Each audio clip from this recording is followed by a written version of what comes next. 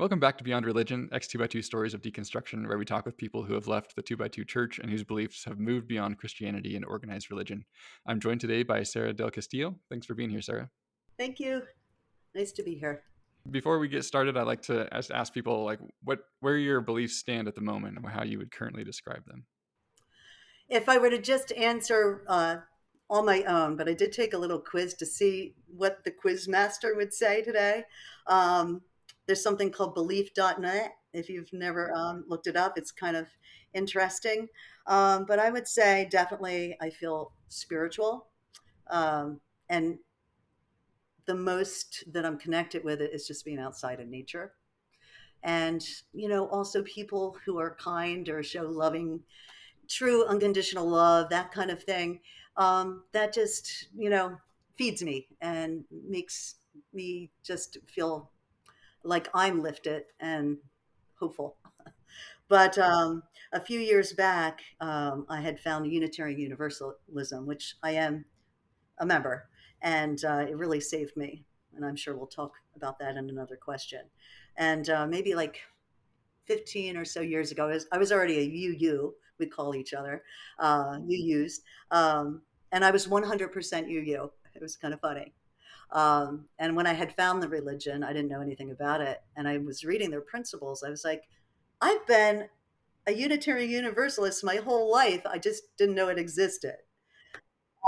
It's just all about welcoming, respecting the earth, allowing questioning, encouraging people on their own journey, and all that kind of thing. So I was like, oh man, this was before I could even talk. I really think that I was feeling that way. Although nothing from my surroundings was telling me that. It's just something in me.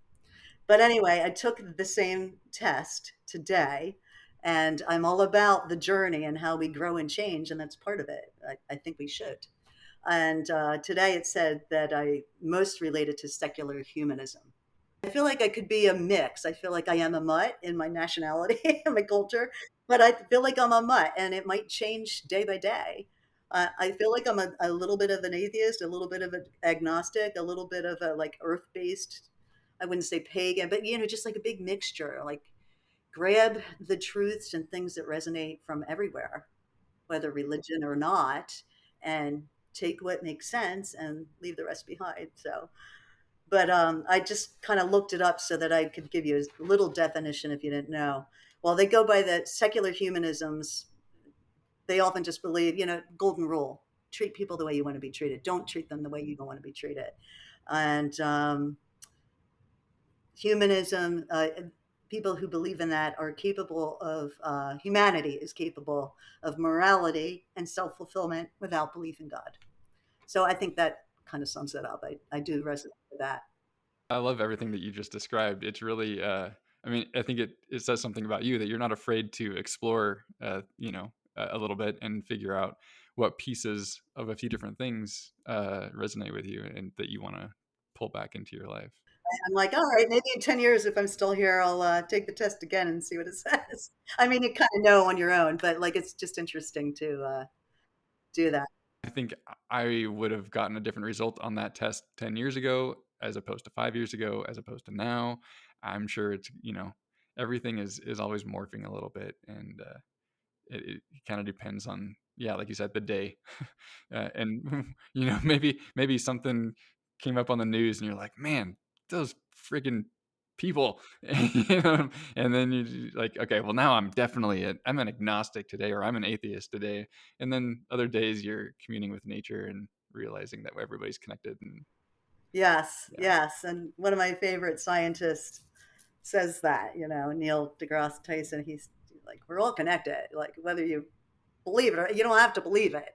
It's just true, right. you know. Right. And Yeah. there was another test that I took too. I don't know if I can find it now. I wrote it down so I'd remember, and I'm like, I can't find it now. But there was another one, and let's see, in case you're interested, it's Theo, THEOS, thinktank.com.uk, and I did a little science and religion quiz there, and it was there's like this cross, and I'm over all the way on the science. So, No. and I'm like, well, that makes Yeah. sense too. I Right. believe in science. To go back to why we're talking right now, were you born and raised in the 2 by 2 church? I certainly was. Yeah. So for a little bit, a lot of me just thought that was normal. You know, Right. that's that's where you're born. You're kind of molded, and you don't even really know that you're being molded. So yeah, Yeah. it was an interesting childhood. I'm not going to say it was completely miserable. I think my parents did the best they could. Um, I would say my dad worked very hard. He was a very, very hard worker to make a good living, or to provide. And I think there were a lot of good things that I have um, gained from him from being a father, but certainly other things definitely not. I certainly was never felt like I was his little girl, like adored or given compliments or encouragement, at least vocally or affectionately. Right. Um, my mother, who was not born and raised, was really the anchor in giving me a little bit of normalcy, what I would consider a loving parent, like, and able to show it in her words and in her actions. So I really appreciate that because I don't know who she would have been if she had been born and raised. So I'm Right. really, really grateful for that. And I think she did little things that she thought she could get away with to, as she saw me growing, to kind of help me. Uh, there was no really fighting back in rules and stuff, especially unwritten. But for example, like maybe in elementary school, I tried out for a play, and I was a very shy kid. Um, and we were taught not to talk, right? I Right. was taught not to say much. But like when she found out about it, she would just do little things to like help me, prepare and to feel good that you can do this, stuff like that. And then when I was in going into seventh grade, I had been bullied so much in elementary school. I had a speech impediment. I couldn't say R. And, Mhm. kids can be cruel. Plus, I was wearing dresses all the time, even for Right. gym. So, I'd go to the girls' room and the mean sixth grade girls, and I was fifth grade, they'd be waiting for me. And, there was just a lot of not fun stuff. Um, so, anyway, I always babysat and, saved my money and allowance and stuff. And my mom took me to the mall and let me buy a pair of jeans so that I could, when I went to junior high school, she didn't want me to be picked on, if she Right. could help it. Right. So, and I don't know what the conversation was between her and my dad to uh, be the go between, but I was allowed to wear jeans and Wow. when I went to school, Right. and I loved clothes. I love dresses and skirts to this day, but it was such a big deal to not have to just wear these dowdy, dresses. So I, some of the bullying stopped. Seems like such a little thing, but it was really big. It really helped me. And she did things like bigger things. And she died when I was 24, unfortunately. But she Mm. did things up until her death that just meant a lot. Obviously, your experience as a girl growing up and with those kind of rules and stuff is uh, mostly universal amongst the 2 by 2 girls. Um, and it almost seems like the story of somebody took pity on me a little bit and took me to buy pants is also kind of a universal story amongst girls as well. Like, and I think it's because it was uh, so radical in at that moment that like it's ingrained in the memories of all these women. Yes, it was a huge deal. Dress was just crazy. I remember I must have been, I'm going to say 13 or 14. And I had professed when I was 10 and got baptized when I was 12. And, Oh it was a wow. big deal going to convention in the sweltering August heat. And so there'd be several outfits a day. And, Okay. you learned how to put your hair up in pretty buns and all this stuff. But you really had to change because you had stockings and, all this and you're like sweating. So we always had like, and it was kind of fun. It made convention fun in that sense. Anyway, I bought this beautiful suit with my own work money, and it was a pinstripe, very modest suit. It was like sleeves to here, but it was, just a nice little suit. And I'm short, so it came even longer, probably down to my almost to my ankles. So I was completely, in the rules. But I did have sandals on with a little heel. And I got pulled aside from a worker as I was going to the dorm or coming out or something. This one worker, her name was Julia Brown, and she just was always on my case about something. And she said, you're being really vain, and you shouldn't be striving to look that nice, and all this stuff. And it wasn't Wow. like bright color. There was no fanciness about it. But I was a pretty girl. And I mean, I had a nice shape. I didn't show it off. I was trying to cover it up. But there was shame even when I tried my best. And I thought, oh, I got it. And probably soon after that is when I started rebelling a little bit with little things. Like I'd wear my hair Mm, down because I was like, screw it. It doesn't really matter. No matter what I do, right.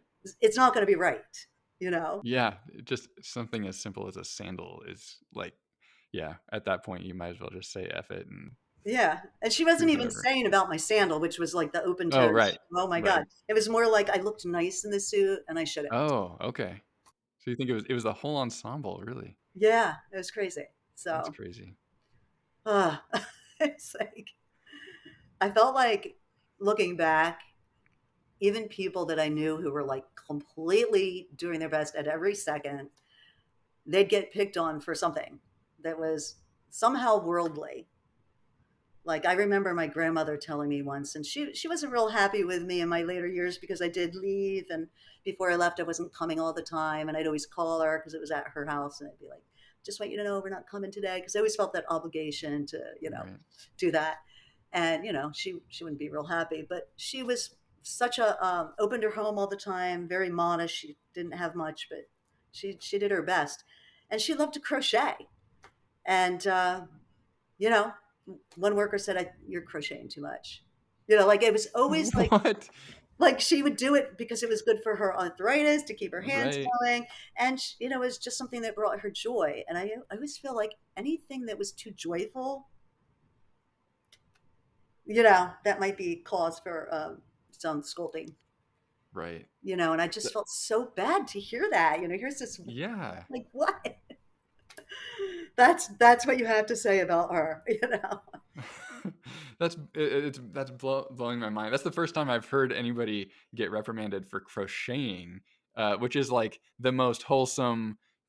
Like it's like if a worker could figure out a job for a 2 by 2 woman, it would be knitting or crocheting as like the ideal, and yet you can take it too far apparently, and Satan can creep in on that needle. Yes, yes, and I just and she didn't say a lot about it because she wasn't the type of woman to ever, but she would crochet these like dolls, and she had them around, and I think Yeah. that might have been the thing.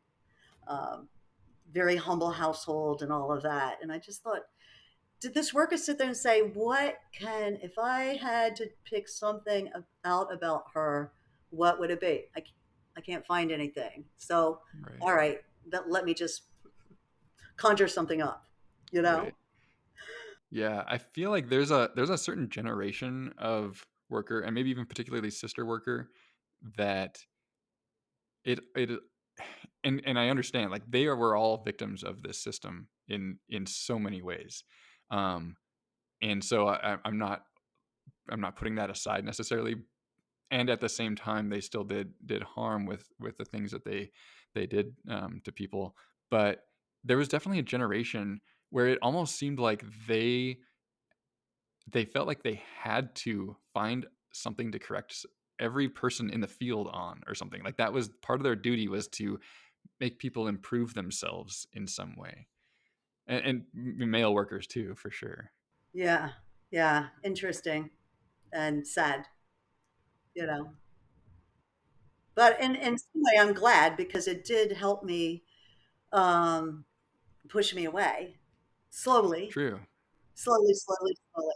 So I feel like my leaving was, from the beginning of me being able to think a little bit for myself as a child. up into, being a mother myself, and just little teeny steps of leaving, and then still trying to pretend I was in, because that was my family, that was my community, it's all I knew, and Right. it was the closest thing to love that I and acceptance that I knew, although that really wasn't true. But that's what I was grasping for. So Yeah. my leaving was very slow, and yeah, interesting. But I'm really grateful for those little things, because it was just like, wait, that's just wrong, you know. Yeah. So that was around when you were 13 or 14, you said? That Okay. particular little outfit thing, Y yeah. Yeah, yeah. And so, going a little bit further into your teen years, you mentioned that you were kinda rebelling in additional ways. Uh, w was your teen years the beginning of, like, a ramp out of the church, or did that happen later? It really happened later. I started dating someone from high school, very nice guy. I think I was 16. We dated for, I think, 5 years and became engaged. And this same worker happened to still be in the field, and she was like,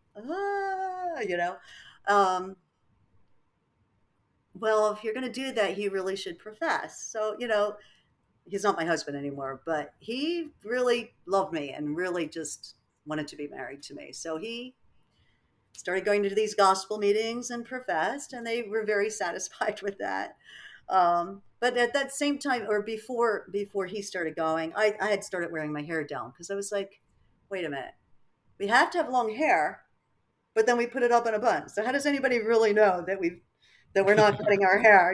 Maybe we cut Right. it this much, or you know what I mean. I know my grandmother, my mother had hair down below their butt, and I was Yeah. like, I'm just going to wear my hair down, because the answer I was told, well, the woman washed Jesus's feet with her hair, so obviously you have to have long hair. Right. And that made no sense, but I was like, okay. So then I'm like, well, then why wear a bun? I mean, men don't wear some like beanie to say, hey, this is the 2x2 beanie, you know? Right. So I was like, I'm just going to wear my hair down. And I think they were just so glad that my husband at the time professed, fiance at the time professed, that they were not going to pick on that right away. But then I started wearing an engagement ring, because he wanted to give me his mother's engagement ring. And I Mhm. was like, why not? It's a wholesome thing to be married, you know? Right. And for some reason, they just didn't address that, Hmm. you know, which was Right. interesting. Yeah, that is interesting. Yeah. And then my sister, and maybe they were giving me a little bit of break because of other things in the family. My sister was 10 years older than me, and a very good girl. And somebody from Michigan followed her back to New Jersey, basically, met her out there, and wanted to marry her. And she was dating a worldly guy from town and very much in love, but she felt like she had to do the right thing. And she broke up with this worldly guy and got married, and it was not a good marriage. Hmm. Um, anyway, gets married, has a baby, starts having seizures. Baby's 10 days old. And it was the beginning of her diagnosis and ultimate death of brain Oh, tumor. wow. And soon after, this husband of hers left her while she's going through all Oh my this. gosh, while she was going through that. Oh Yeah, my. he was, I won't use bad language, but not a very nice person. There's things about him that, this isn't really the time or place, but he was not really a good guy even before he left her. Yeah. He would even say things to her, and she was beautiful physically, which doesn't really matter, but she was, and just like an angel on earth. That's how I always described her. Just kind, gentle, never talked bad or mean about anybody, or yeah, just a tender, beautiful woman. And he would say things like, "Why can't you be more like Sarah?" Oh. You Oh, know, man. Oh, that's creepy. and just like and he would say creepy things to me too. And I'll Yeah. just leave it at that. And wasn't just saying, he was just not good. Anyway, I think because she was going through this illness, and this husband leaving her, and my parents and I were all helping to raise her child as she's going in and out of various parts of her journey of illness. Right. And so maybe they were leaving me alone a little bit. But she died when she was 30 and I was 20. And then about 2 years later, my mom died. And they were Oh, my wow. people. They were the people Right. who made me feel loved, like truly loved for me. So that was really hard. And then I was grieving, and I had two babies of my own by the time my mother died. And a worker said, was asking about me, and I was like, I'm not doing well.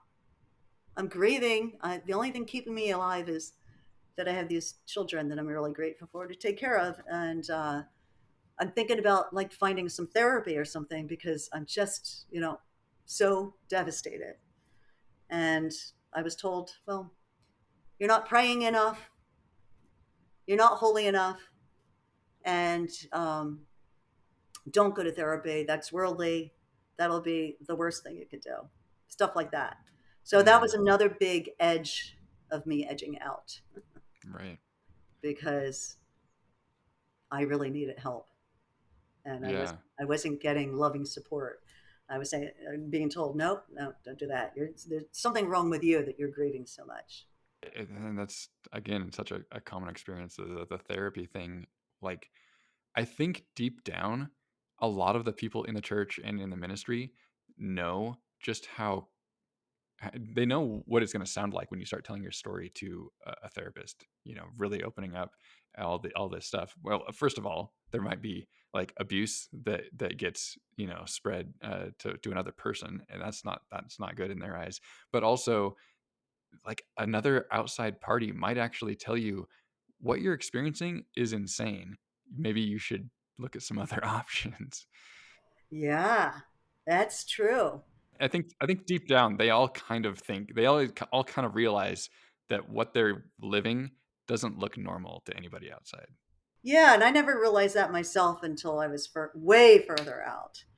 Mhm. And even like I left when I was 28. Okay. And at that point, I was still trying to be it. My mom was gone. I have always strived for a loving relationship with my dad. Never good enough. No, always, just criticized.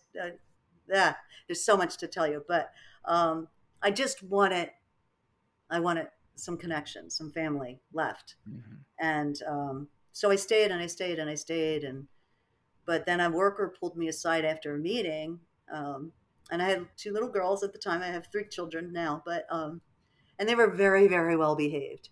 But once in a while, I would have to take them out because they were fidgety, but not, they were really, really good. But I was also nursing. So sometimes I'd take the one and nurse and take the other one just to, whatever. Right. And then I was told I had to hit them, that I had to hit Right. these children. I mean, they were babies. They were infant and a toddler. And Mm. that was like the last straw. I was like, okay, I'm done. This is just the mama bear in me was my strong point. I had so many injuries along the way, and so many things that weren't right to me. Um, but if I questioned, I would be scolded and so on. But that I was like, okay, it's stopping here. Mhm. This is not happening. Wow. You were specifically told by, was it by a member or by a worker that Woman worker, yeah. and her name, I can't think of her name right now, but I was just like, what? And looking back, I'm like someone that's never had a child, blah blah blah, all that stuff. But I know I was Mhm. hit. I was hit. Um, Yeah. with a belt. That Mhm. thankfully it was a very good child, so I didn't get hit all that much. But the belt hurt a lot, and I was like, no. And I could feel like it wasn't just about discipline. It felt like there was anger and control and all these other things, and that seems to be like with the whole religion in general, like fear and control, and I think a lot of religions that's what keeps people in, you know, fear and control. So anyway, but I wasn't going to have that for my children. So that really made it easy to just not go anymore. So you were 28, you said, when you finally made that cut, and uh what was that separation process like? Was it like, where did you just stop going and people stopped talking to you, or did it like, what were the ramifications? Oh, yeah, there were ramifications. I mean, I was looking back now, like I know that I was not like in the very approved group of friends, um, but I still wanted approval. Uh, Right. but when I left for good, when I just stopped going there, I was like going to meetings less and less, and I was using real excuses, but you know, like I didn't sleep enough, or I'm not feeling good. One of the kids would say, whatever. But the truth was, I was finding any excuse possible to go less and less because it just wasn't Right. feeding. It hadn't fed me in many, many, many years, even as a child, you know. So, but the little bit of connection I had, there was just like shunning completely. Hmm. Not one person reached out to me, friends or family, to say, "Are you okay? I heard you're not coming at all. Do you want to talk?" You know, nothing, nothing. No worker, no nothing. Yeah, Wow. none. So I did give I thought I was giving my dad the courtesy of a sit down with him, which was like a very frightening experience because, but I wanted to give him the respect and courtesy of giving him some of the reasons at the time. And he listened. I'll have to say, I appreciate that he listened. He did not have any encouragement or love or support to offer me.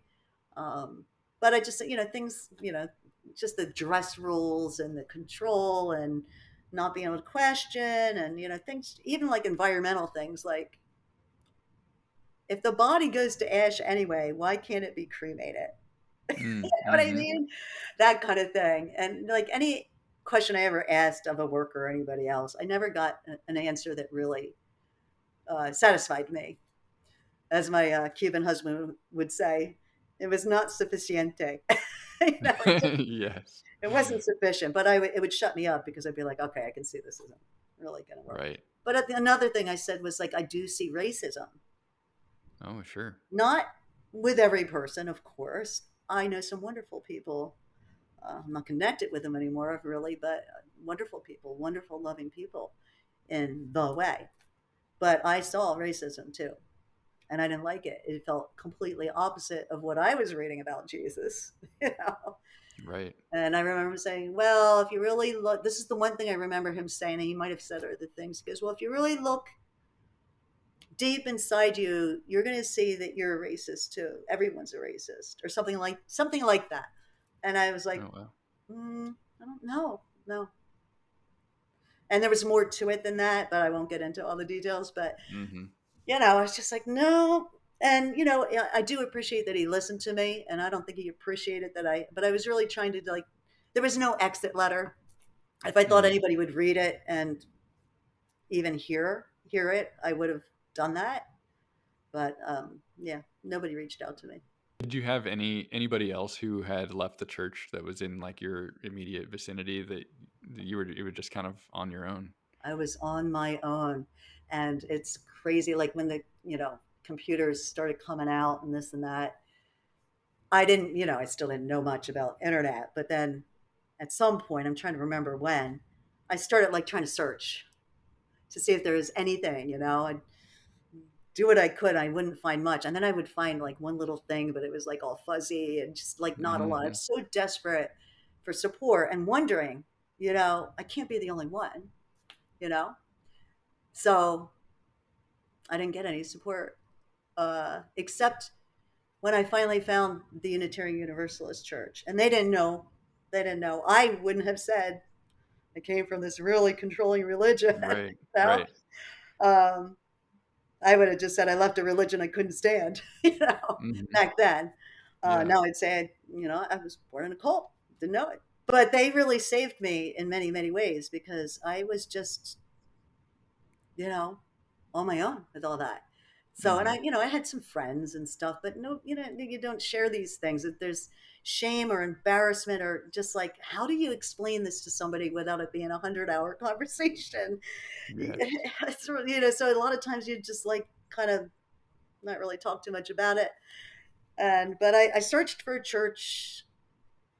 I still didn't have my son yet, so it had to be pretty like within a couple years of leaving.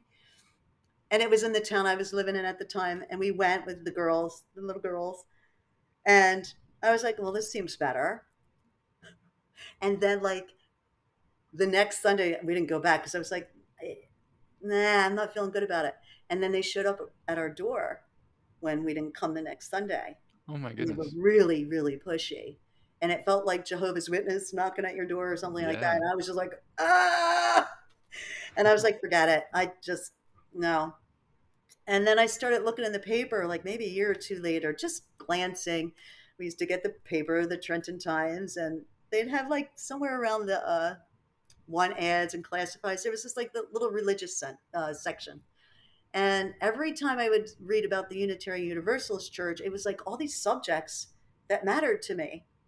Hmm. Like one would be like, how can we take better care of the earth? Or, just like all these things like that. And I'd be like, I want to go.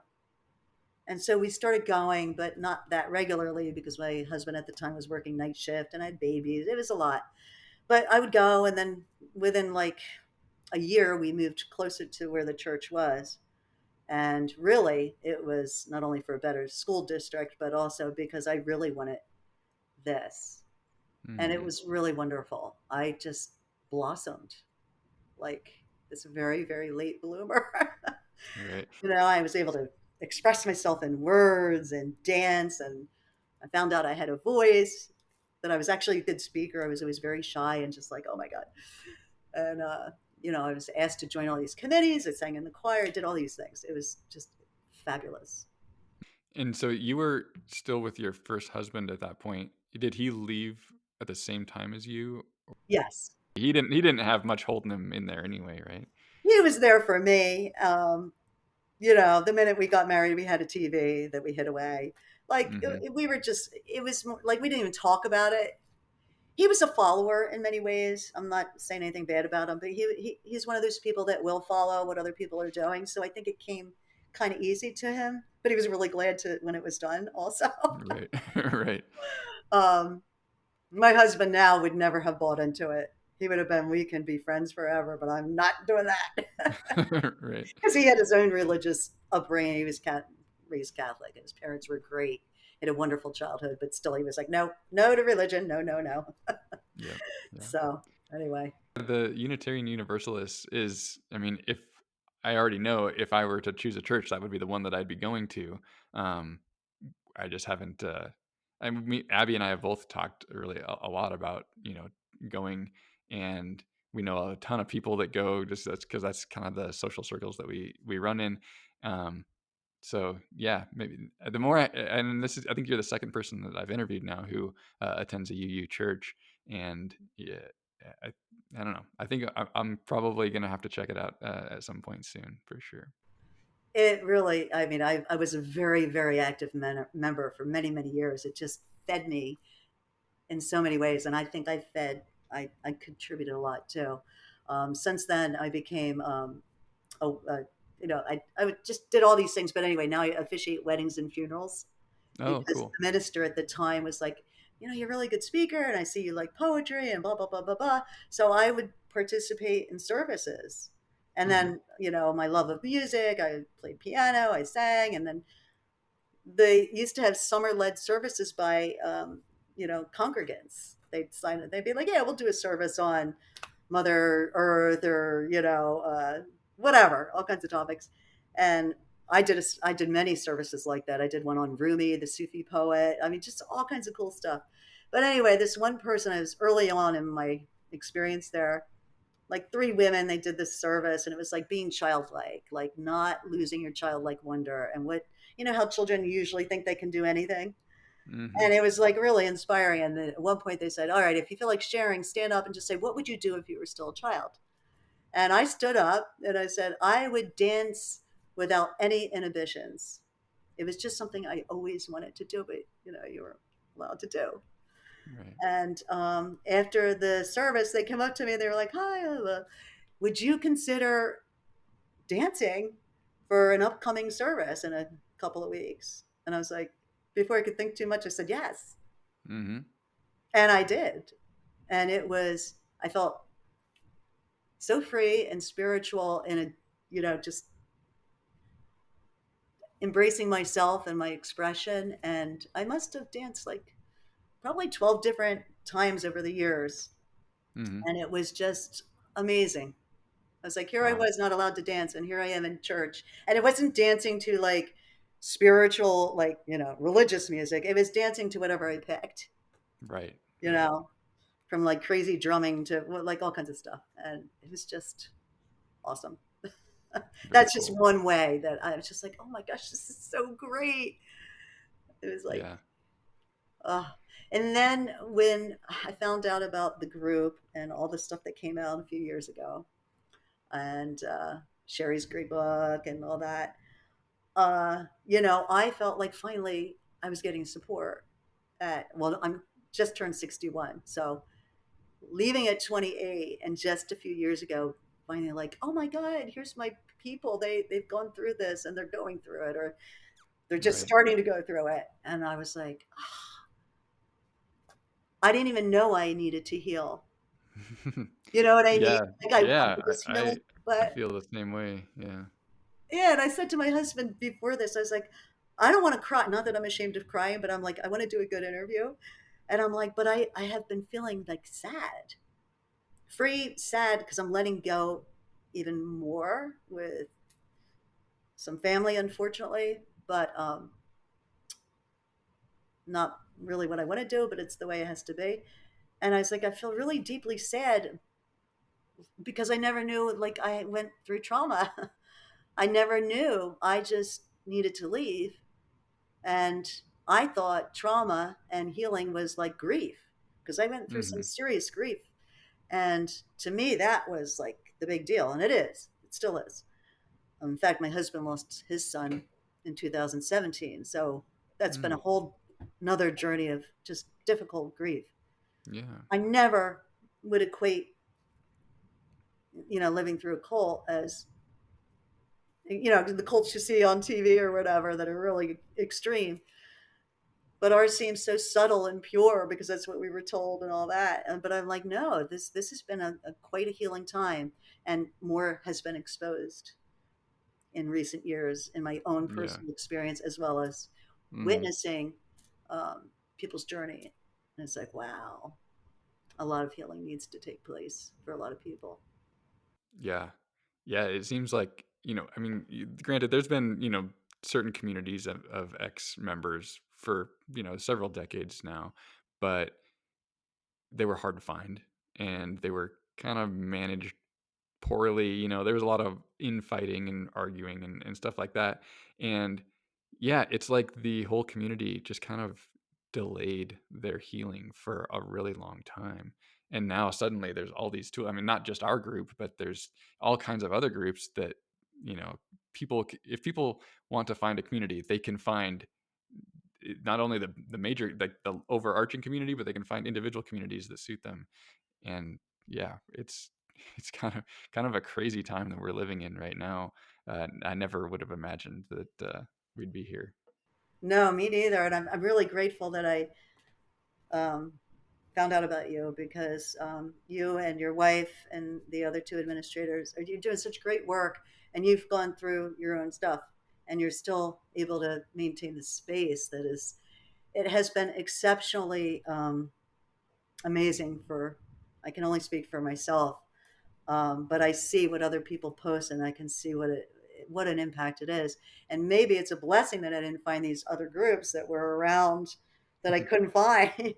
Maybe things would have been harder in other ways. So I'm just so grateful. I'm like, gosh, such a long, long journey, and I'm grateful for it. But geez, oh Yeah. man, Right. like, Going backward a little bit. So at some point in here, I don't, and you'll have to say where it was, but you kind of transitioned out of Christianity to some degree. I know that the UU church is open to anybody, any belief, and it will foster whatever you bring into it. But like, at what point did you kind of realize that maybe you weren't Christian anymore? yeah, that was a hard one to like really even think about in my head for a lot of years because the Jesus part of it, the teachings to me were right on. It was all the other Hmm. stuff. And then just knowing a little bit of history. I don't know anything. I'm not an expert in anything, but just um, I knew I wasn't a Christian by the time I went to the UU church.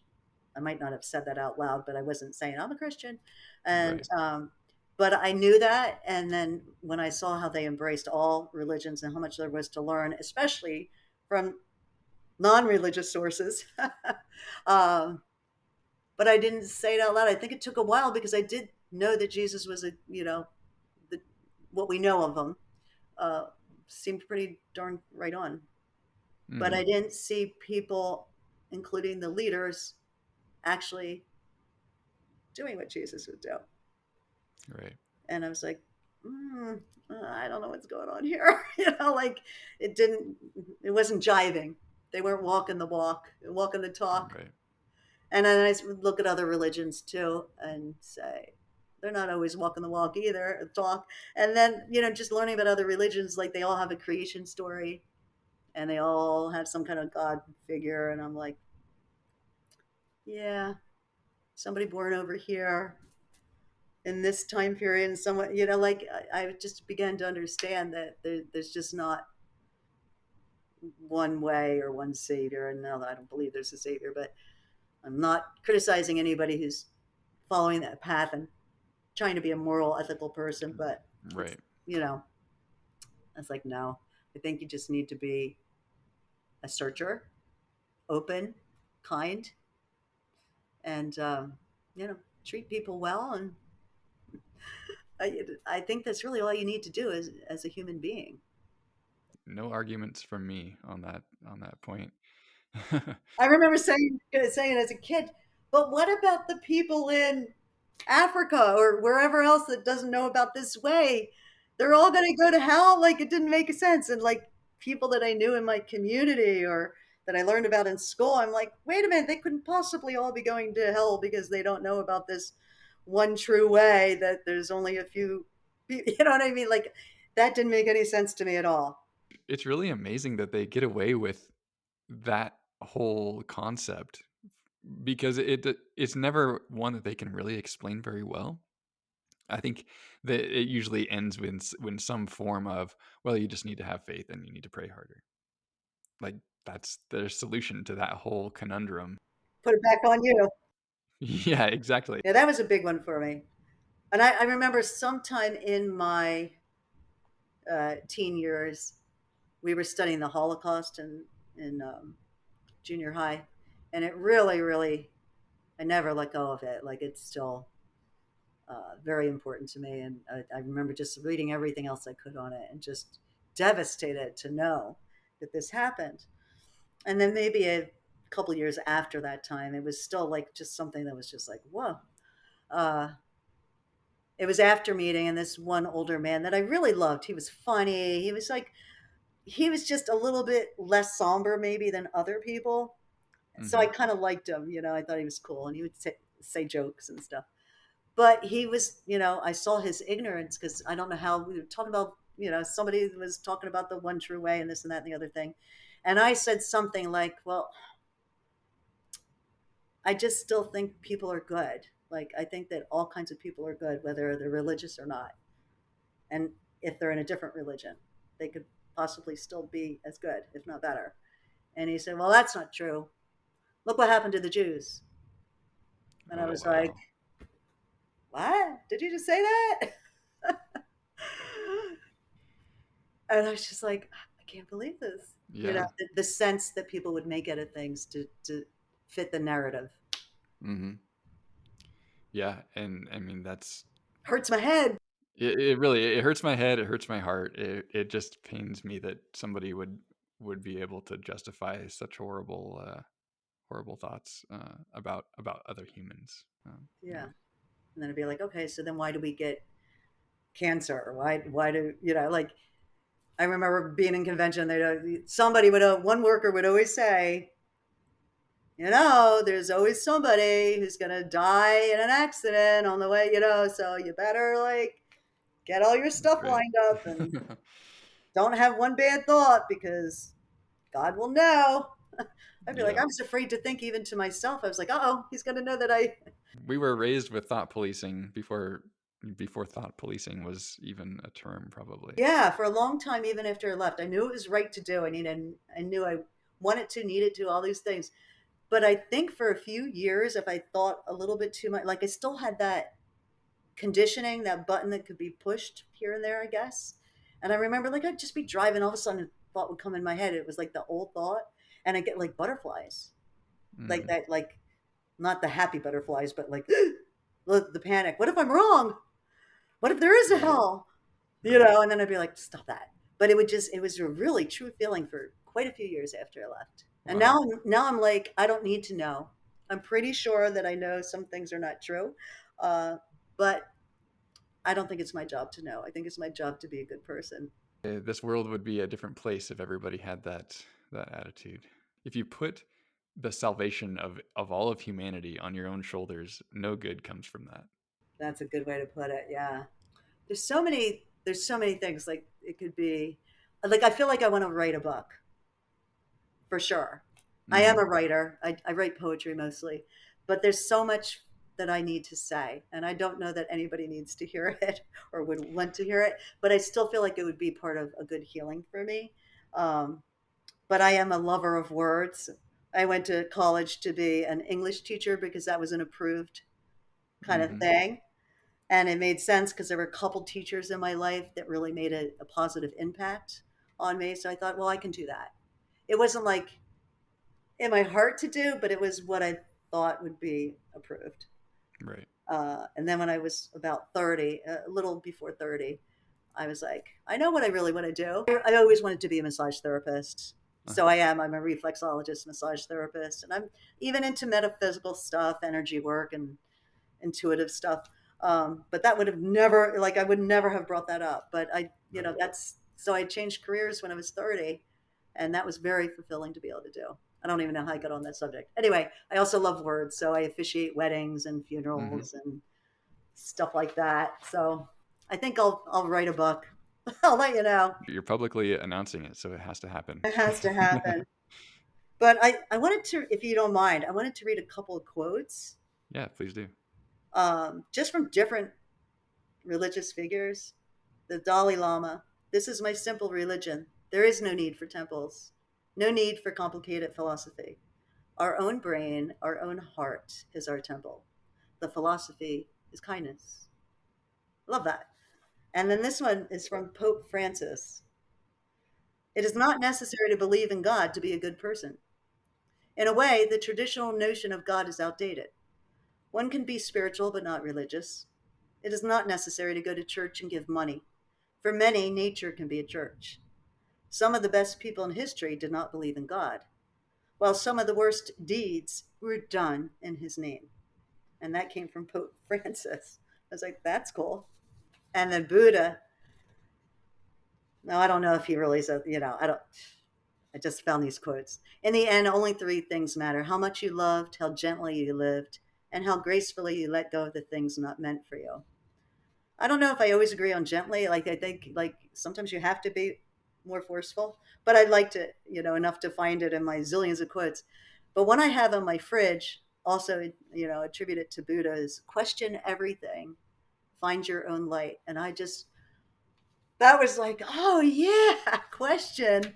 And then question again, and then you're still not going to know, and it's okay. And I love that, because I wasn't allowed to question, and yeah, keep questioning, and your answer is going to change, and we're allowed to because our brains and evolution require that. I think, to grow as a human. The idea of questioning everything is definitely my philosophy, and one that I sometimes I feel like I've instilled it a little bit too well in some of my children, but in the end, I think it's going to be, that's a transformative way to look at life, and to as soon as you stop questioning things, that's how you get taken advantage of. That's how you get hurt, um, and that's how you, uh, yeah, I don't know. That's just how you give control up to some other authority, I think. Yeah, and even as like looking up to others, we were always taught to respect the leaders in our growing up religion, and just out and respect your elders. I've always loved older people. I've always resonated with their wisdom, and in our society, they're not always respected. And I hate seeing them mistreated or ignored or, you know, all that kind of thing. But not to stand up for yourself first, it was not taught, at least, and and not don't question authority, whether it's a doctor or a scammer or an elder or, in my case, a man.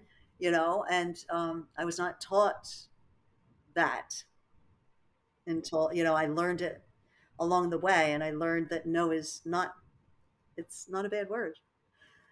And yeah, the very simple things that somebody else that wasn't raised our way would be like, duh. But these are things that are like revelations along the way. Yeah, it's okay to question a professional. It's okay to question someone with 100 letters after their name. They're just a human being. They're capable and probably have made many mistakes, just like you and I. If you have anything else that were thinking about coming into this interview that you feel like, are something you want to share, certainly please throw it in there. Just for people that are still struggling or need, words of support, um, you're getting there every day. It's, one step at a time, take a breath. And I feel like the support that's available now is so much more, but it doesn't mean the struggle still isn't there. And I think that I'm not the only one, but it took me so long and just so many little times where I just couldn't know it all. It would have been too much.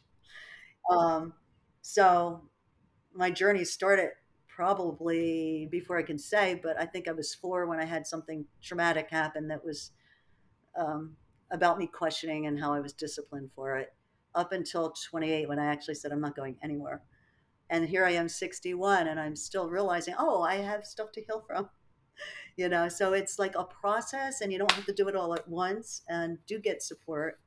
Um, and I think the only other thing I'll say is, like, embrace yourself, like treat yourself like you would your best friend, and celebrate your individuality. That was something that we were not taught, that being uniquely you is such a beautiful, amazing treasure. And I think that's part of living, that we're supposed to figure out who we are, and if we need to improve or want to explore, like, allow that. But you are a unique individual, and nobody is exactly like you. And it's special, and you are important, and it's okay to be an individual and have your own thoughts.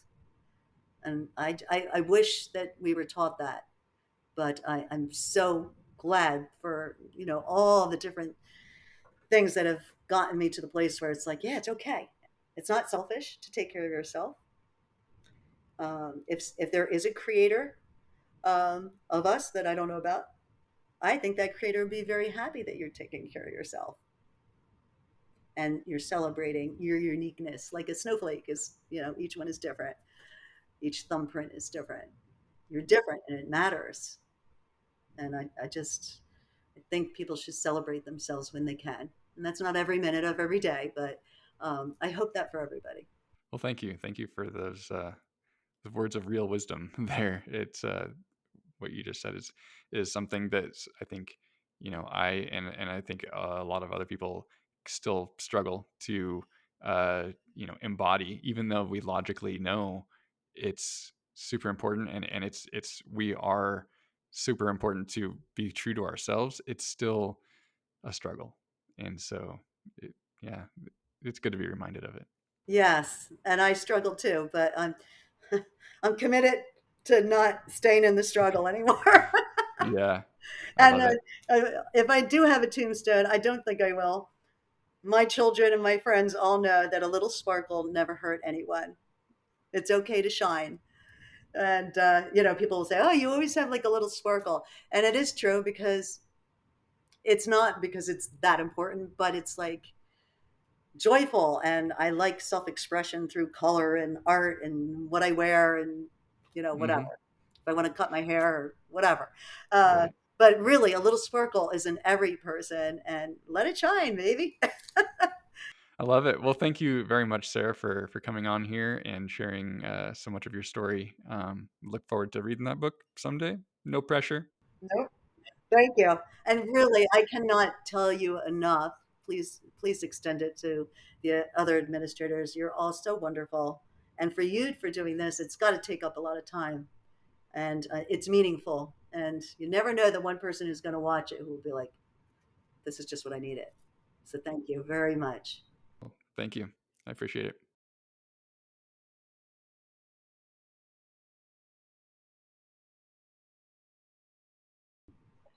Cheers.